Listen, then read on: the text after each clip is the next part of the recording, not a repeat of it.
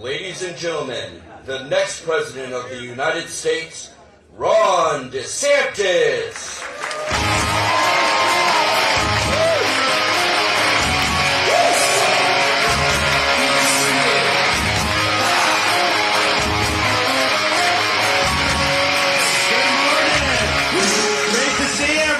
Thanks for coming out. We're excited to be here. I got my buddy here. He was with us on that, and he watched some football games. Who won the Chiefs game yesterday?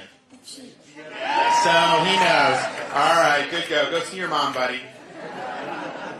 So we're now, I'm the only candidate that is going to do all 99 Iowa counties. And so by the end of today, we will have hit 74 of the 99.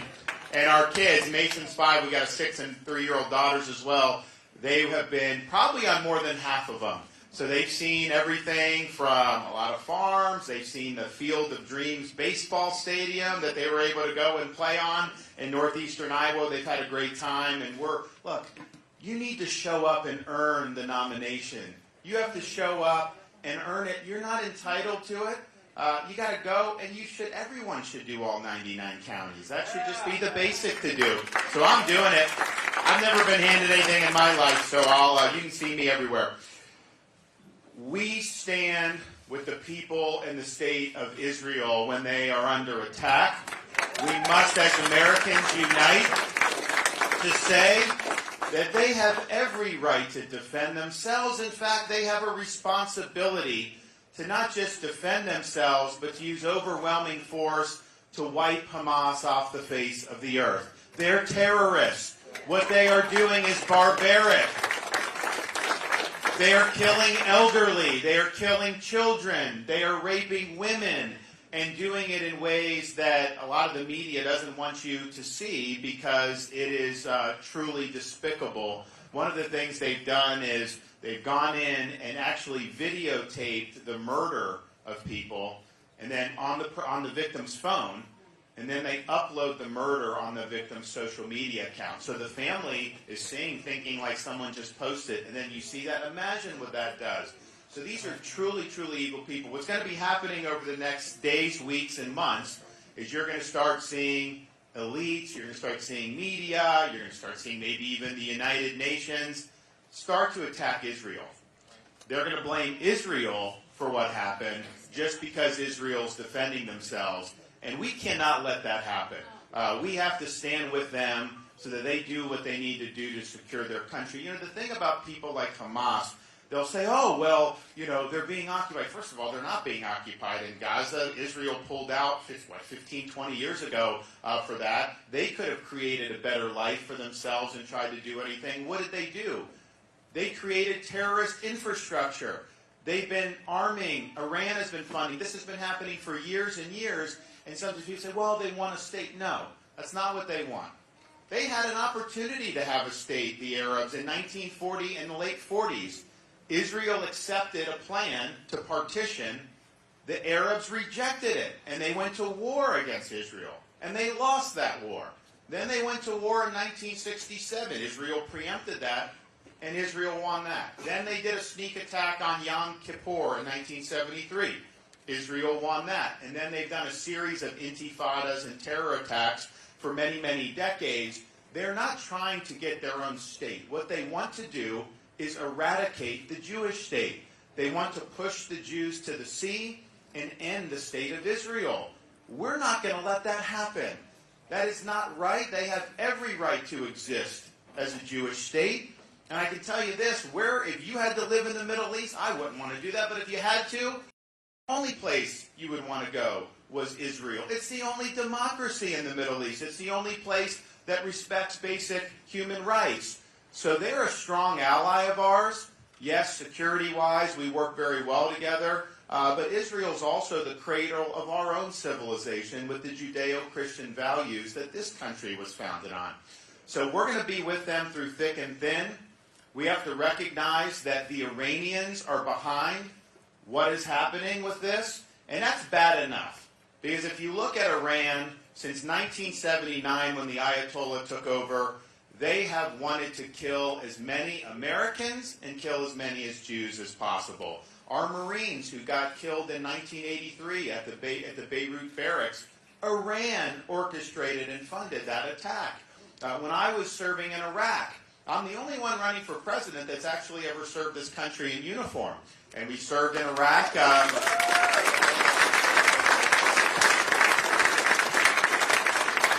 We served in Iraq in 07, 08 during not a great time initially. Things started to get better as we left.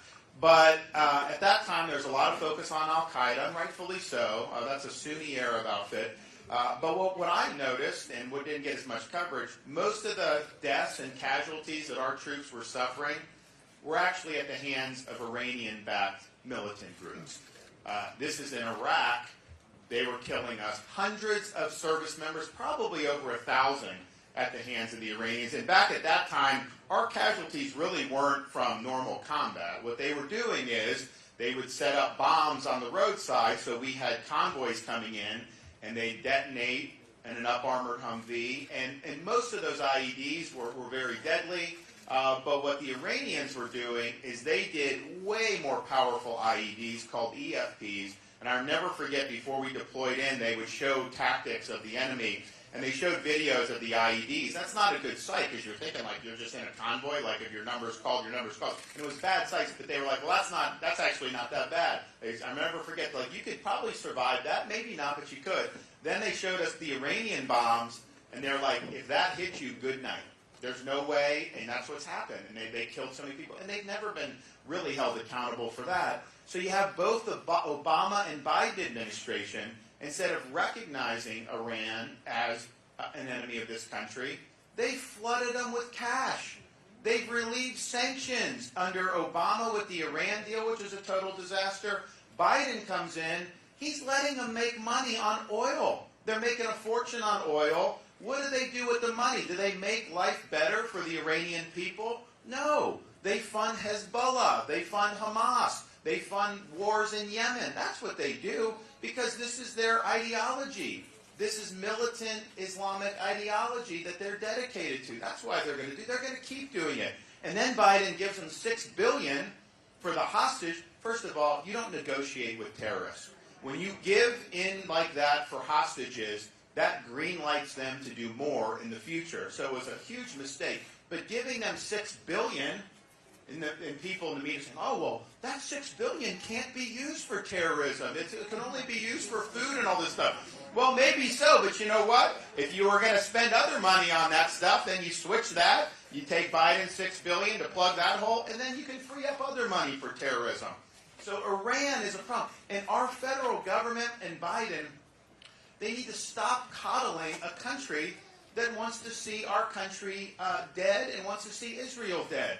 You need to turn the screws on Iran. Don't give them an inch with making money off oil. Never give them a dime in cash like both of those administrations do. You need to recognize reality here and stop trying to play footsie with these mullahs. And here's the thing about Biden. The guy's missing in action. Where's the leadership? You have one of our top allies. You have one of our top allies in the world, our best ally in the Middle East, under attack in ways that they've maybe never quite seen before, but certainly one of the darkest hours that they've ever had to do. And did they wake Biden up so that he can man the post for us? No, he just slept in. It's like nothing's happening. Not exercising any leadership.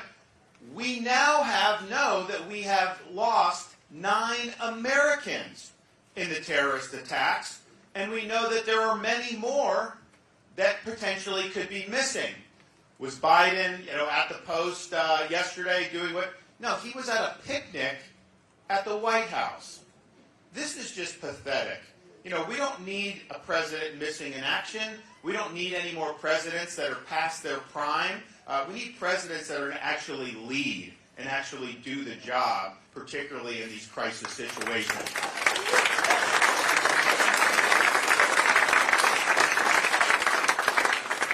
And honestly, what we're seeing out of him, and the State Department.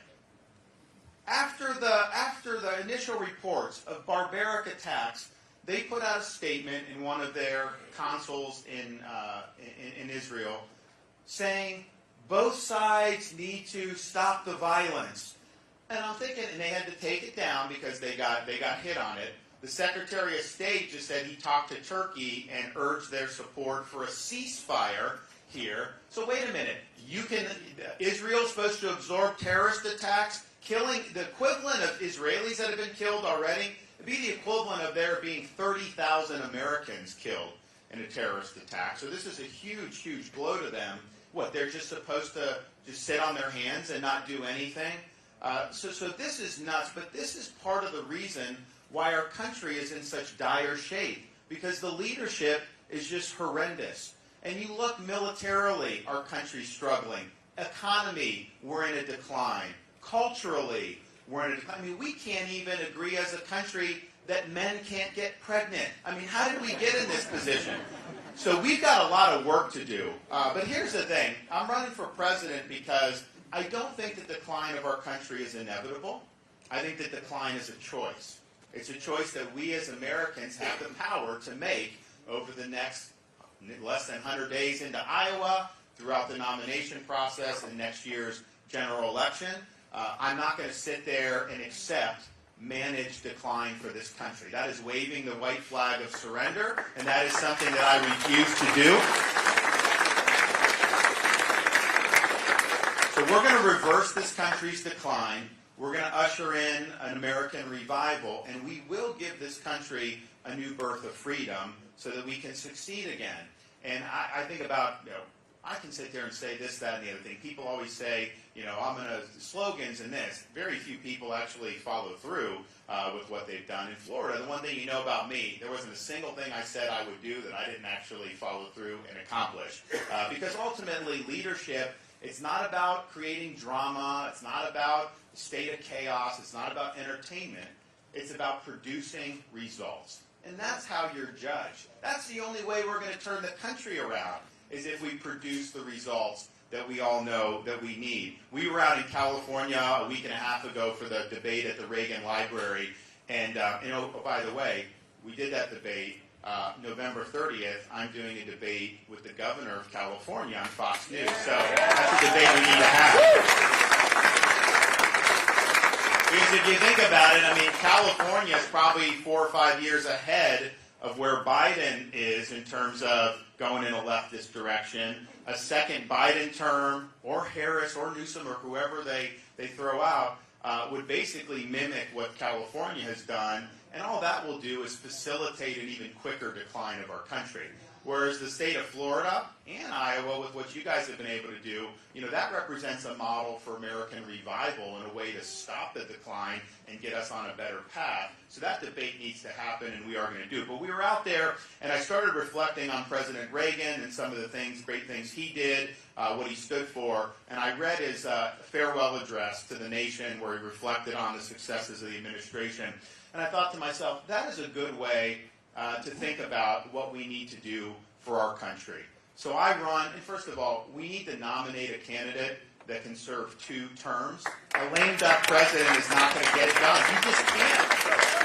You got to have 2 terms. If you want to slay the bureaucracy, if you want to do all that, you need 2 terms to make it stick. And I don't think we've ever had a transformational president that only served, for 4 years. You got to do 8. So we'll do it. So we get in 24 election and 28, and then that means you'd be leaving in January of 2033.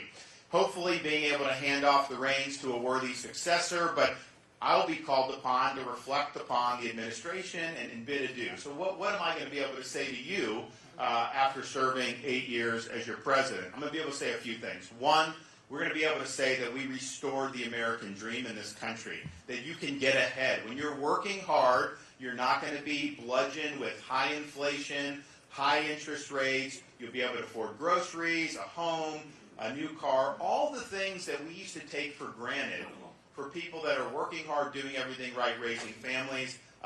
You're going to be able to do that again. And you're going to be able to do that again because we will have disciplined how much Congress is borrowing and spending. you're paying more for everything because of what the people in Washington, D.C. have done over these last 4 or 5 years. They borrowed, they spent, they did all of this, printing money. Of course you're going to get inflation when that happens. So those policies were big mistakes, and we're now paying the price. We're going to reverse that. We'll have reverse Bidenomics. We're going to get the government off your back. We're going to make sure small businesses can succeed again. We're going to make sure our great farmers do well. You're not going to have to worry about California imposing policies on you just for doing your job. You don't have to worry about ESG trying to teach you how to farm. The EPA is not going to come on your property when you have a puddle and think they can do. You're going to be able to do what you do best. We're also going to have completely opened up domestic energy production. We don't need to rely on any other country. We're going to be dominant in this world. You'll pay less for gas. There'll be less cost to goods because energy goes into everything, and we will be more secure as a country. I started off working minimum wage jobs. I would sweep floors. I would do recycling. I would do anything I could to be able to get ahead. And the only reason I did that, because there's always other things you can do. Hard work isn't easy, getting up early, doing all this stuff. The reason I did it is because I believe if you work hard in this country, you get the most out of your God-given ability, you will be able to advance yourself. We've lost that in these last few years, and we will have brought that back. And that's very, very important. The other thing we'll be able to say, our country's sovereignty has been restored. Our borders are now enforceable again. No more drug cartels bringing in massive amounts of drugs that are killing our people. No more human trafficking or sex trafficking across the border. You come illegally, you get sent back to where you came from. And that'll be something that'll be very good for this country. The fentanyl, it's sickening how the D.C. elites just shrug their shoulders about this. There's no sense of urgency. We're losing tens of thousands of Americans every year, and it's not just people on the street in San Francisco who are hopped up on all these drugs that's happening to.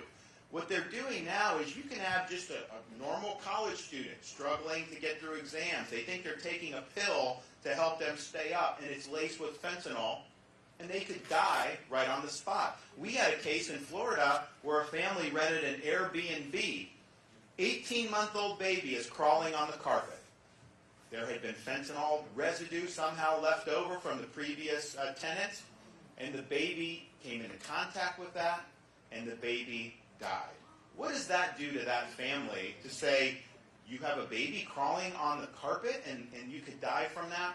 So we will bring a sense of urgency, and the problem will be fixed. We're also going to ensure that our country is still the world's leading superpower, that our military is strong, that people want to join the military because it's focused on the mission, and we will have successfully fended off the threat posed to this country by the Chinese Communist Party. And that includes doing like we did in Florida, where we banned the purchase of land by the Chinese Communist Party. No farmland, no land near military, none of that. We're also going to have ensured that our schools are dedicated to educating kids, not to indoctrinating kids. You're not going to see things like critical race theory in our K-12 schools. We know it's wrong to teach young kids that they can change genders. That's not appropriate in this country. Parents' rights to direct the education and upbringing of their children need to be respected, not just in Florida and Iowa, but from all across the United States. And all students should be taught about the founding principles of our country, our Constitution, and what it means to be an American. We can't have generations of kids being taught to hate the founding fathers and to hate this country anymore.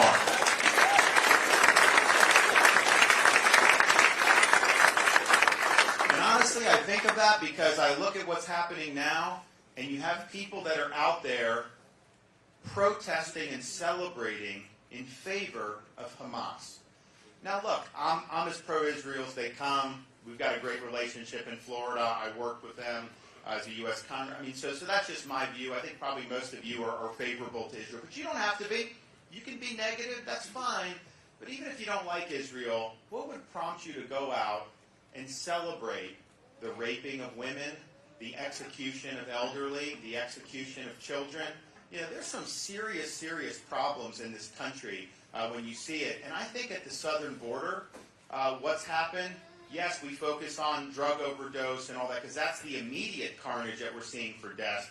Do you think our enemies, knowing that we have an open border, are not taking advantage of that by moving people into this country? We already know there's been Iranians, Russians, Chinese, Middle East, whole bunch of people that have gotten through, people on the terror watch list. There's going to be a terrorist attack in this country that we're going to be able to trace back to the southern border. Massive vulnerability that we're doing. But I just think that we should have an immigration system that, look, you can have any view you want, but if you do not like this country, then you should not come to this country. I mean, how hard is that? And as part of making sure our education is right-sized, we will be able to say in 2033 that we have put this woke mind virus in the dustbin of history where it belongs. We're not going to let woke ideology run around this country and infect all these institutions. No, we're not going to accept that a man can get pregnant. We're not going to accept that you can simply choose whatever gender you want. We're not going to allow woke to overtake schools or overtake the economy with things like ESG. That will hurt the American people. You'll pay more for things if they're allowed to get away with it. So we'll have gotten that done. We'll also have been able to say that whether you live in a red state or a blue city, criminals are going to be held responsible for their crimes. You do the crime, you do the time.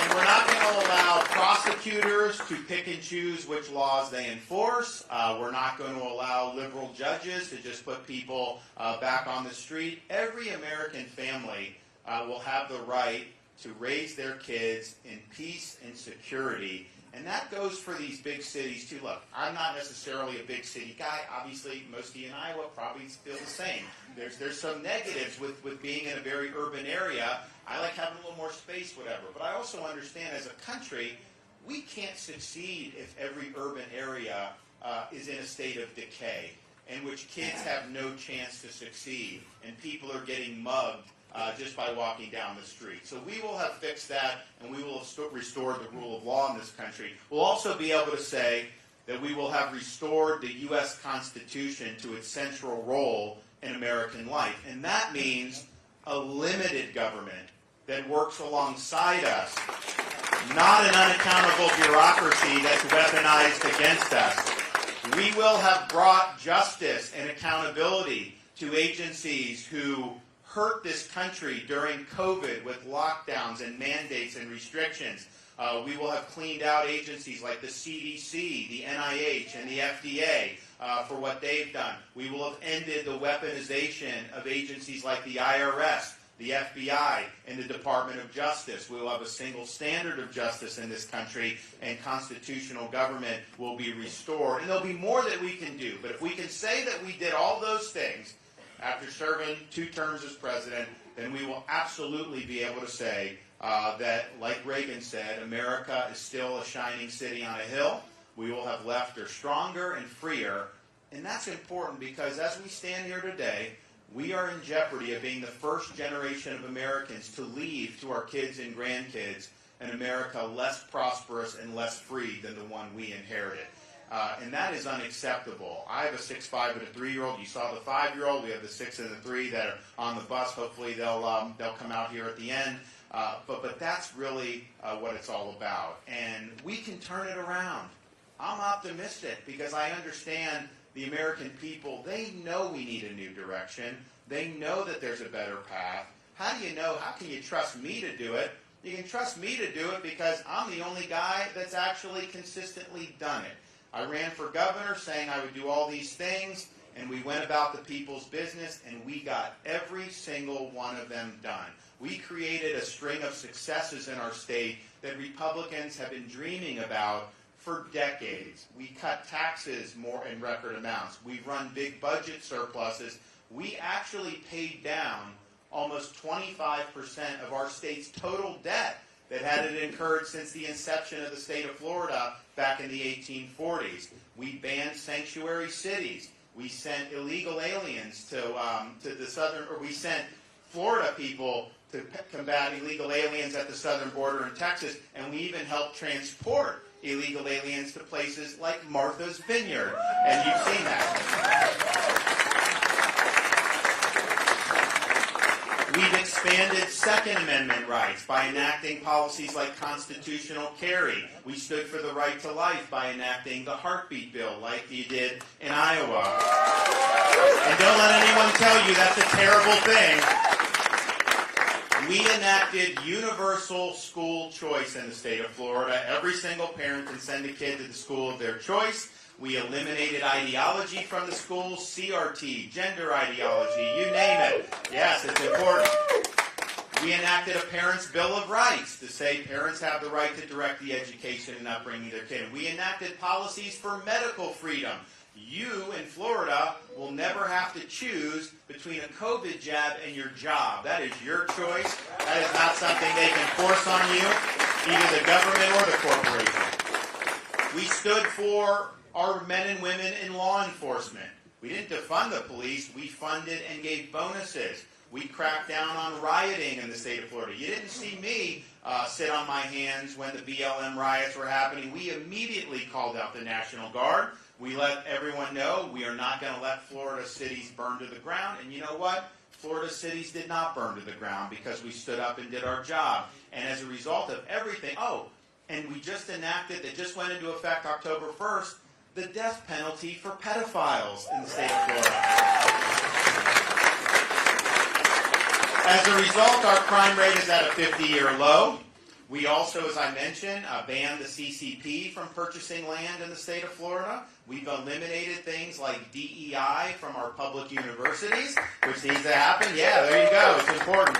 You know, they say it's diversity, equity, and inclusion, but in reality, it's ideology, and it's more akin to discrimination, exclusion, and indoctrination, and that has no place in our public universities. And we did a lot more, but then, of course, when COVID hit, we had to make a decision. We had the weight of the world coming down on me because I made the decision early on, we were not going to let our state descend into a Faucian dystopia where people's livelihoods were destroyed and their freedoms were curtailed. So we said, no, everyone has a right to work. People have a right to operate businesses. Kids have a right to be in school. And that's the way it's got to be. And so we took incoming from the media, the left, even some Republicans, the bureaucrats, and a lot of people told me I was making a huge mistake politically because of all the fire that we were taking. But a leader has got to care more about protecting the jobs of the people he represents than he does about protecting his own political hide. And so I was fine to let the chips fall where they may. I thought that we were doing the right thing. Clearly now, nobody will admit that they opposed what we were doing. I mean, I got sued by the teachers union in the summer of 2020 because they wanted to shut the schools. I was getting attacked by media, all this stuff. They don't admit that now. So, but that, at the end of the day, is what leadership's about. And Florida served as inspiration for people all across this country and even people around the world. I did a press conference down in Tampa the other day to announce some law enforcement endorsements. Relatively, small room, 50 to 100 people. And I just started saying, I've got people coming from California, and all these people start raising their hands. You moved?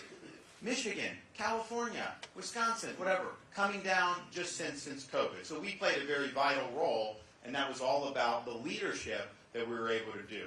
So I can promise you, as your president, I'm going to be focused on leading on your issues. It's not going to be about my issues. It's not going to be about issues that don't matter to the future of this country. We're going to go in on day one, and we are going to execute the agenda that we need to be able to turn this country around. And you're not going to be able to deal with this swamp unless you're focused, unless you're disciplined, unless you understand the task at hand calls for energetic, bold leadership from the President of the United States. And we can get the job done. You can trust me to do it. Now, I'm motivated, of course, I mentioned because of my kids. And I know you guys have kids and grandkids that you care about. But one of my other motivations, particularly with how tough things have gotten in this country, is there have been generations of Americans that have fought and sacrificed so that we could live in a free country. And I think about that from time to time. When I used to fly to Washington, D.C., I would sometimes the plane would take a route to get into Reagan Airport that took you flush parallel to the National Mall. And if you looked out the left side of the plane, you saw up close, really sweeping views of the Lincoln Memorial, the Reflecting Pool, Washington Monument, all the other monuments, and then perched up on the hill, the beautiful U.S. Capitol. And you feel a sense of pride as an American because those all symbolize the ideas and the principles that make this country unique. And I first love to see it when they'd be in the plane. But what I figured out after doing that trip a few times, our best monuments to American freedom were actually not on the National Mall at the left side of that plane. Because if you looked out the right side of the plane, you looked over the Potomac River, you saw a series of small, nondescript monuments orderly arranged over the rolling hills of a place called Arlington National Cemetery. And it occurred to me then, and I believe now, you can have the best Constitution in the world, you can have the best Declaration of Independence in the world. These things do not run on autopilot. They require each generation to step up and defend freedom when it's under assault, and that may mean putting on a uniform, risking your life, and indeed giving the last full measure of devotion for service to this country like the people memorialized there did. Now, we're not asked to make sacrifices at that level. We're just simply asked to stand firm for the truth, to fight for what we believe in, and to not let this country's future slip through our fingers. And as your nominee,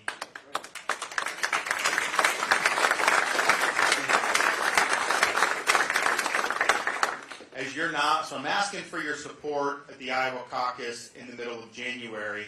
I think that this will be something that will be a shot heard around the world for us. As your nominee, I guarantee you, I will get the job done. I will not make a single excuse.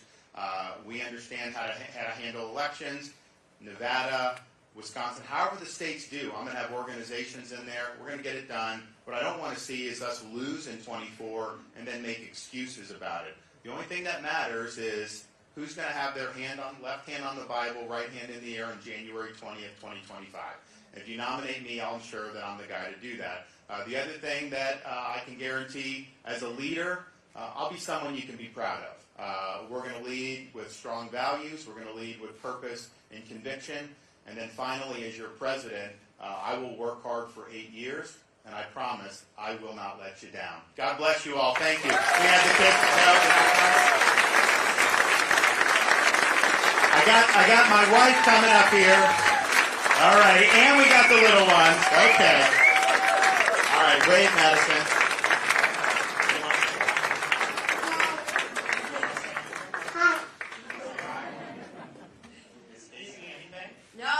Thanks for coming out, and thanks for all your support, and thanks for taking the time, because Iowa, you guys are going to change the trajectory of this country. You're going to put us back on the right track, and I can tell you this.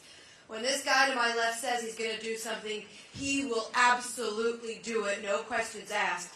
And I couldn't be more proud to stand here and support him, and I've watched him every step of the way, especially during COVID. When you saw the world descend upon your governor and also on our governor in the state of Florida.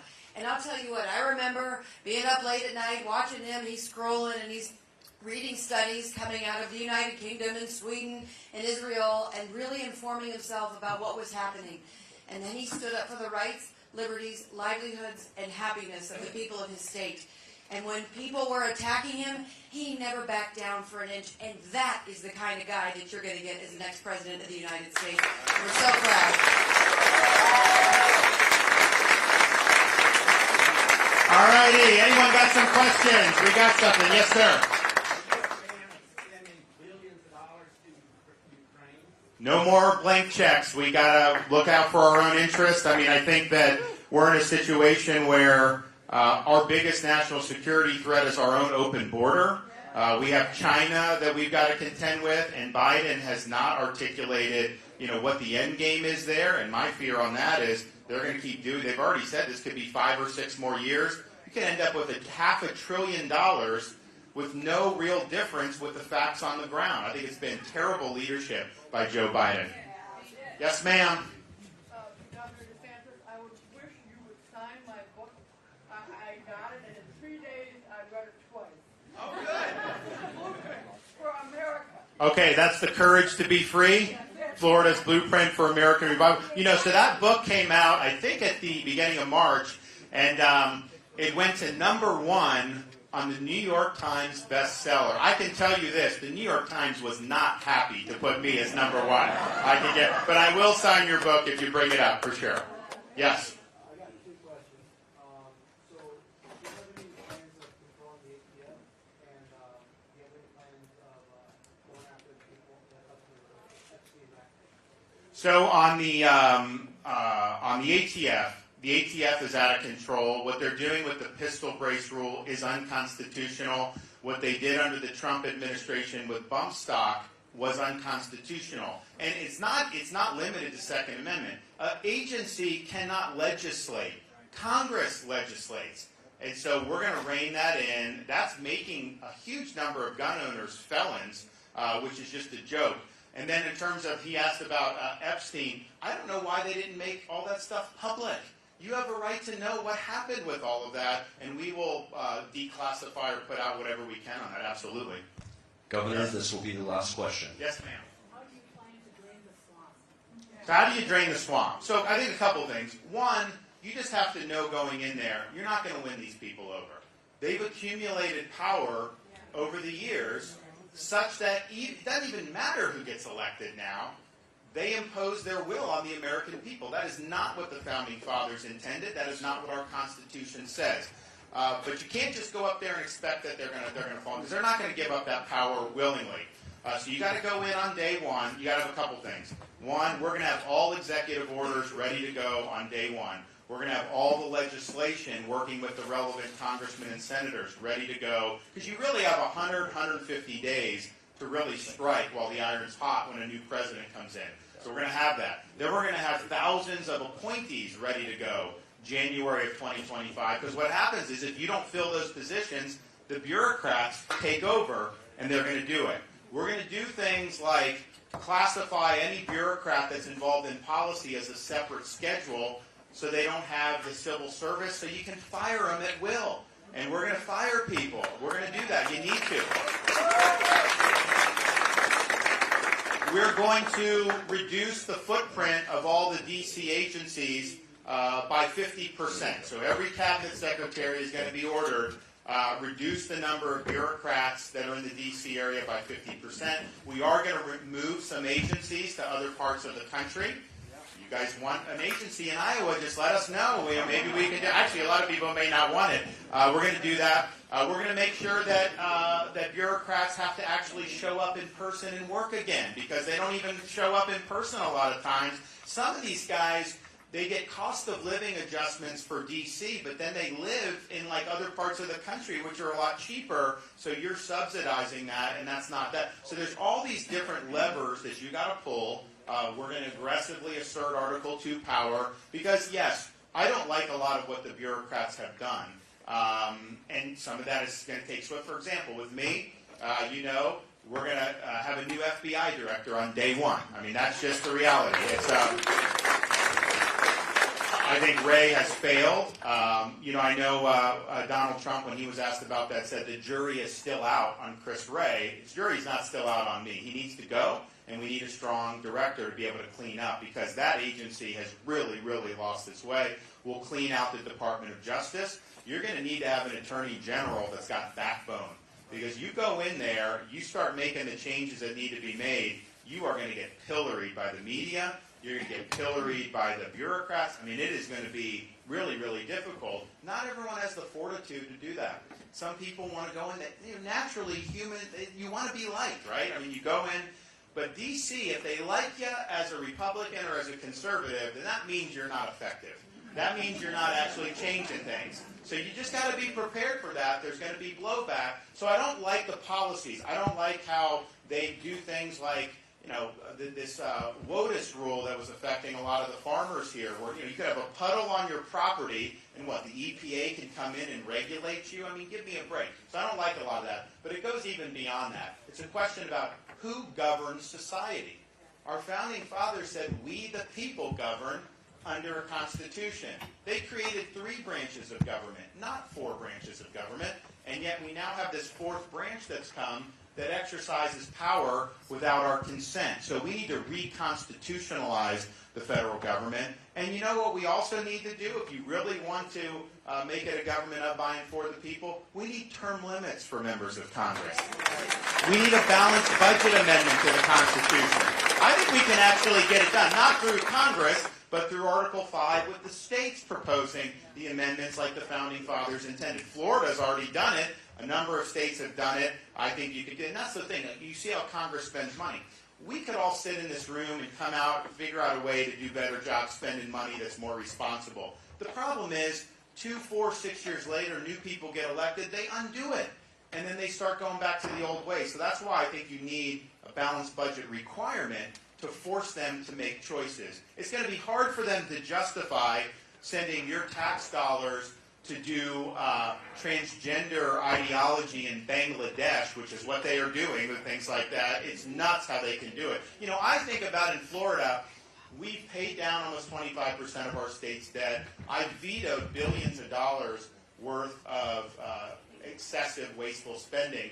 And part of the way I think about it is, it's not my money as a government, you know, as the governor. It's not my money as president. It's not Congress's money. It's your money. So if you spend money on something, we're going to have to go, and I got to be able to look you in the eye and say, you know, I was willing to take, you know, money that you could have used because this is important. So it's important to fund our military. It's important to do there's things that clearly are important. But the amount of nonsense that this government has spent over the years, it's really, really appalling. So we need to rein them in. Okay? Yes, sir.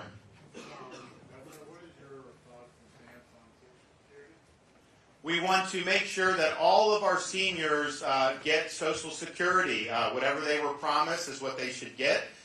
Florida, I know a few people on Social Security, believe me, with our population. And it's important. You know, I think about, like, my grandmother lived till 91. Social Security was her sole source of income. Now, that's not true for all seniors, but there's a lot of seniors where that's really that. And I think what's happened is with the rising prices, yeah, you get a cost of living adjustment, but it's not enough. So one of the best things we can do for seniors on fixed income is to lower prices, lower interest rates, and lower inflation. That requires reversing Bidenomics, energy development, all that stuff. But we can absolutely do it, and then this way, those dollars go a lot farther because it's been increasingly difficult to make ends meet. And think about it. You're now in a situation where if you bought a house, average price home in 2019, and then the average price home today, your mortgage payment on a monthly basis is over twice as much. Partially because of the inflation with home prices, but part of it is because interest rates are 8% now for a 30-year fixed mortgage, when before it was way, way less. People can't afford. How are you supposed to afford when you're paying 40 to 50% of your income just on mortgage payments? I mean, it doesn't work that way. So we've got huge work to do there. I think the people that it'll benefit the most, seniors on fixed income and young people who are trying to get ahead, because they are just getting killed by all this. All right, we'll do one more. Yes, sir. How can you address the cancer that, what should I do? The gentleman, the guy that's over at college campuses that is brought in that cancer, what's his name? Starts with an S. Soros. Soros, thank you. I'm sorry, folks. Yeah, I mean, we have young people right in front here, and they're hearing that junk. How can we address getting them some of the... Are you guys, are you high school or college, or where are you? College, okay. So this is the first time you've been able to do the Iowa caucus, right? Or have you done it before? Anybody? Are you all going to do the caucus? You planning on doing it? You guys got to participate. Come on, come out and get it done. We want you to do it. You're going to do it. Okay, yeah. No, it's good. It's an important part. So Soros. So, you know, it's amazing. So what Soros has done, you know, he's put money everywhere. But the thing that he's done that's been the most destructive is he has funded district attorney races across the country. So he goes to Democrat areas. He gets involved in Democrat primaries, where there'll be like a normal liberal Democrat, which, look, I wouldn't want, most of you obviously wouldn't want, but instead of supporting that candidate, he will find a radical leftist candidate, flood them with money, $1 million, $2 million. They win the primary, and then they sail into the general because it's such a Democrat area. So these are prosecutors that have an agenda. They don't enforce laws they don't like. They quote criminal justice reform, but rather than do it through the legislature, they're nullifying the laws that have been passed and just deciding what laws should be enforced. That has given the criminal element a huge, huge room to operate. So places like San Francisco, they just collapsed with what's happened. I mean, I can tell you, I run into people moving from San Francisco to Florida all the time. I grew up in Florida. I never saw a California license plate that I can remember in my life. And if you think about it, if you've been there, the state's got all these natural advantages. I served in Coronado at the Amphib base when I was active duty, and I'll never forget. I'm a Florida native. I show up. I go check into the bachelor officer quarters. First thing I do as a Floridian, I look for the air conditioning. No air conditioning. I say, why don't you have air conditioning? You don't need it. Just open the windows. And sure enough, you do. It's fresh air right at the Pacific Ocean. There's no screen on the window. In Florida, we have bugs. We have screen. You don't need a screen. Just open it up. It's so nice. I'm like, man, and this is 15, 16 years ago, and so they obviously were known for higher taxes. I'm like, look, I wouldn't necessarily want to pay higher taxes, but I understand why people pay more to be able to live in such a great area. Now, a lot of these California license plates show up in Florida, and they're fleeing those areas, and one of the number one reasons is because they're not safe. In fact, we were just at an event down the road, and I met a couple that moved from California to Iowa because of public safety. You look at Florida, the boom that we've seen, you talk to realtors, they will say, yeah, taxes, freedom from the COVID, the schools. They will say that the realtors in Florida will tell you that they've never had this happen before, but people that move say, one of the reasons we're moving is because of your governor, so, whatever it is, what it is. But another thing is public safety. People don't feel safe, and it's because of what Soros has done. He is responsible for a lot of deaths around this country because when they put out dangerous criminals back on the street instead of putting them in jail where they belong, anytime they reoffend when they should have been held accountable, that's an avoidable victim. That's an avoidable death. That's an avoidable... And what you'll see, the people from San Francisco, Los Angeles I ran into, they'll have these guys, they'll break into their homes. The police will say, well, you're not going to press charges, right? And they're like, yeah, I'm going to press charges. They broke into my house. They'll say, well, they're not going to prosecute them. They don't prosecute them in this country. I ran in, just being out there for the Reagan debate, my wife and I were out there for a week, we ran into 6 or 7 people in Southern California that had been mugged in the last year. And I'm trying to think, I don't know in political events that I've ever met anyone where that happened to, and yet that's just a common occurrence. So it's ideology that he's injecting into society through those radical district attorneys, and what's the result been? San Francisco's decayed. Los Angeles has decayed. Chicago, total disaster. Philadelphia, disaster. Baltimore, disaster. Manhattan district attorney. He brings the juice charges against Trump on these records, and he lets real serious, dangerous criminals go scot-free. So this is a huge, huge problem. I'm the only one in America that's ever done anything about those prosecutors. We had one in Tampa, one in Orlando. They weren't going to enforce the law, do what they want. That put Floridians in jeopardy.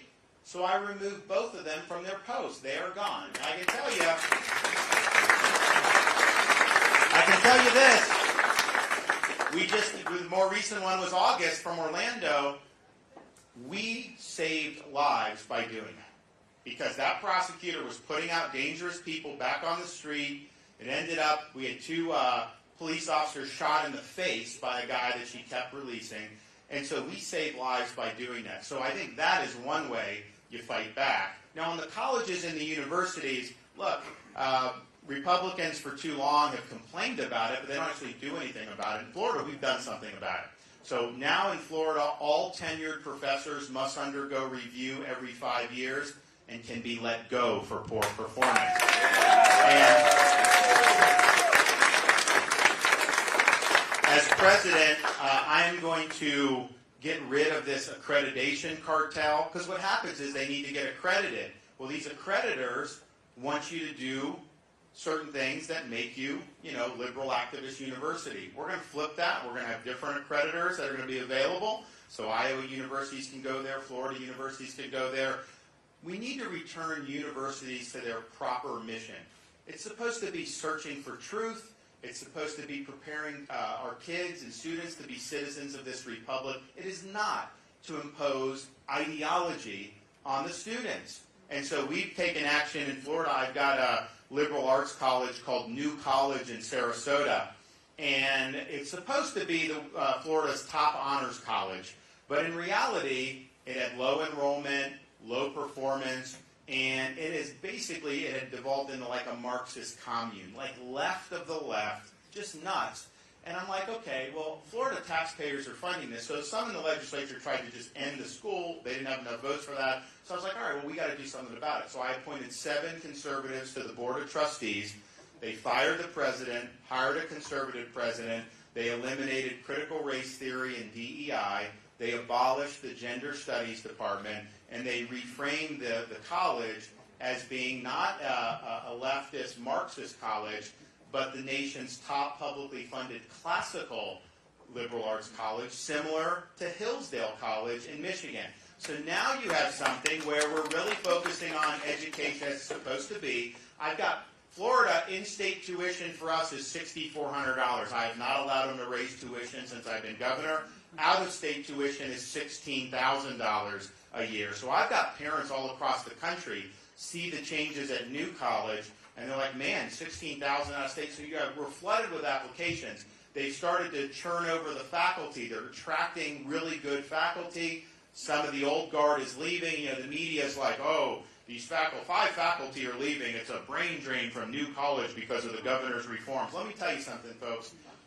If a professor of intersectional Marxism is leaving Florida, that is not a loss for the state of Florida. That is a gain. So, but all of that being said, I think one thing I can say is Republicans, we've typically lost to the left on the institutional level. Like, yeah, maybe we'll win a legislative debate, maybe we'll win an election here or there, but they take control of all these institutions, corporations now, bureaucracies, education, all this. And in Florida, we beat them across the board. We don't cede any territory. We don't think our education system is their little playpen to do whatever they want with our kids. We, the people, have a right to ensure those schools are doing what we want. We, the people, have a right to ensure our universities are doing what we want. When corporations like Disney try to get involved and do things like greenlight sexuality in elementary school and transgenderism in elementary school curriculum, I stood and I fought back against that. Even though they're the most powerful corporation in Florida, I have to stand up for our kids. I have to stand up for our parents. And too many Republicans, if it's a big company, they just bend the knee. Well, let me tell you something. If we're having things done in the legislature where it's leftist policies, we don't want that. But why would we want corporations to be able to impose that on society as well? You saw my kids. I want my kids to be able to go to school, watch cartoons, just be kids, without having an agenda shoved down their throat. Why is that so difficult for us to do?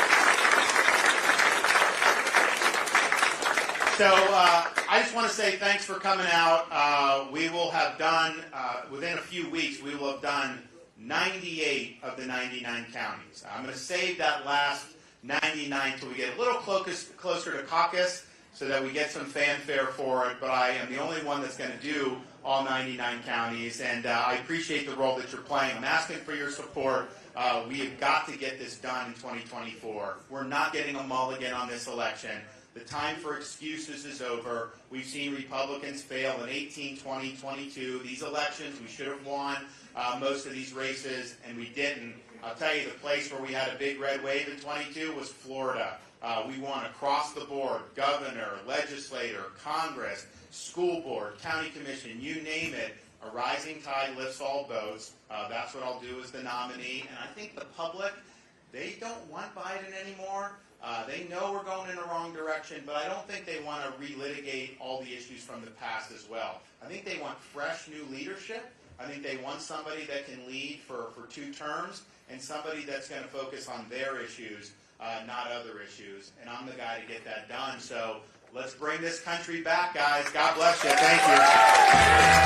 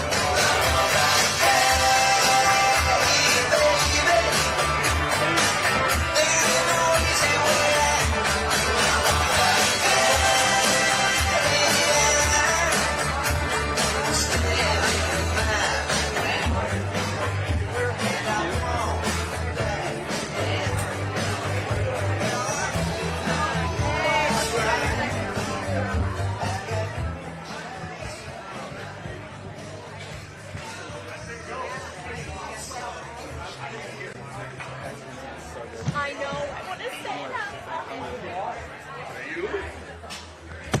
He's not stopping to get ice cream. No. I mean, I guess so too. I know. I would love that. One.